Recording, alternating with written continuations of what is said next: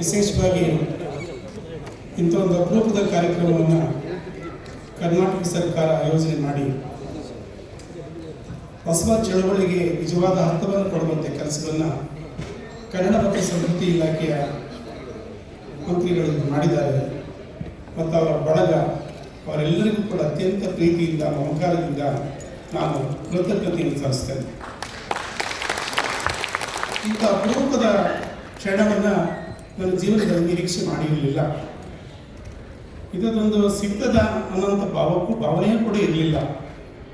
ಆದರೆ ಈ ಒಂದು ಸಂಘಟನೆಯನ್ನು ಮಾಡಿದ್ದು ನೋಡಿದರೆ ಬಹುಶಃ ಒಂದು 12ನೇ ಶತಮಾನದ ಸಂದರ್ಭದಲ್ಲಿ ನಡೆದಂಥ ಒಂದು ಚಳವಳಿಯ ಅರ್ಥವನ್ನು ಸರಿಯಾದ ರೀತಿಯಲ್ಲಿ ಗ್ರಹಿಸುವಂಥ ಕೆಲಸವನ್ನು ಇವತ್ತು ನಡೆದಿದೆ ಅಂತಕ್ಕಂಥ ಭಾವ ನನ್ನ ಮನಸ್ಸಿನಲ್ಲಿ ಬಂದಿದೆ.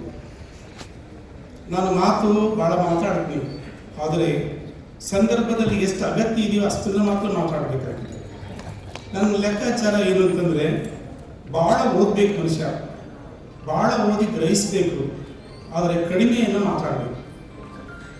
ನಾವು ಹೆಂಗಾಗಿದ್ದೀವಿ ಅಂದರೆ